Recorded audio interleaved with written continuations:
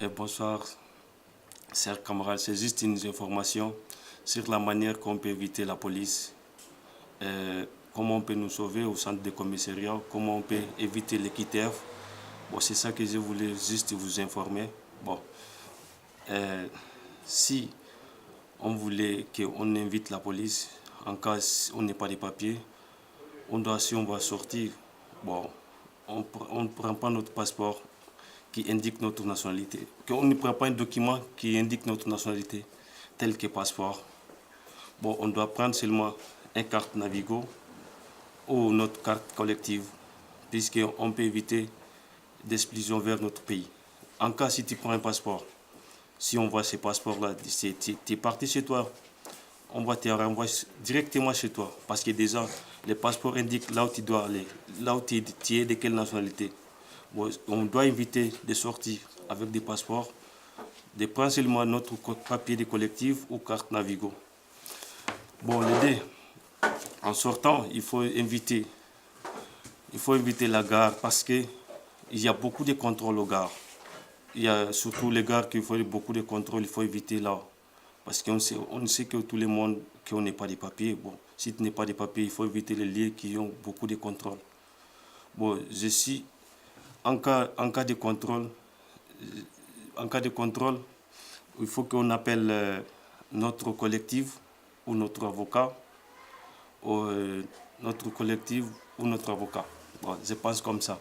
Si je suis en commissariat, je dois faire 4 choses, par exemple. C'est quoi ces 4 choses? En cas si les polices nous arrêtent, on arrive au commissariat, il faut appeler ton avocat ou ton collectif, ou tu demandes des médecins, même si tu n'as rien. Et tu demandes un traducteur, même si tu comprends souvent. Parce que si tu comprends souvent, ça peut arriver même en panique, quoi. Tu vas faire une erreur. Bon, souvent, si on te donne un papier, même si tu peux lire, bon, souvent, il faut dire que je ne comprends pas. Parce que ça peut être qu'on va te donner un QTF. Si tu signes un QTF, c'est toi-même ta responsabilité de quitter en France. Bon, si on te donne un QTF, même si on te dit de signer, il faut dire non, je ne comprends pas, je ne peux pas signer. Bon, c'est ça. Et les centres de rétention. Bon, les centres de rétention, si on arrive au centre de rétention, en cas si on te donne un QTF, ou surtout on t'envoie au centre de rétention, tu dois appeler immédiatement ton collectif, ou un autre collectif, ou ton avocat.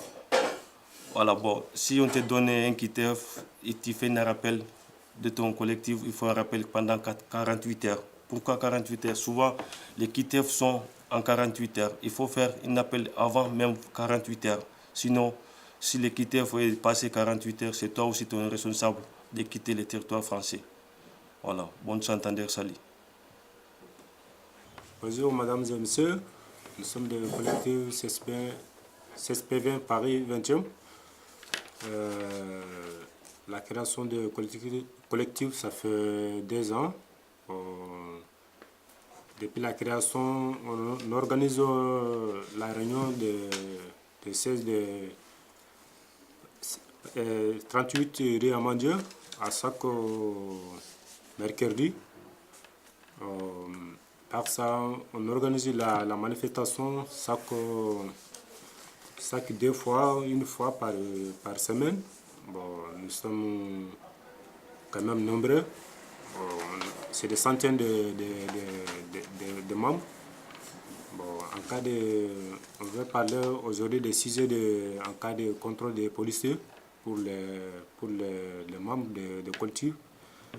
Bon, en cas de contrôle, ce qu'on peut faire, on peut organiser une manifestation pour que la personne soit relâchée.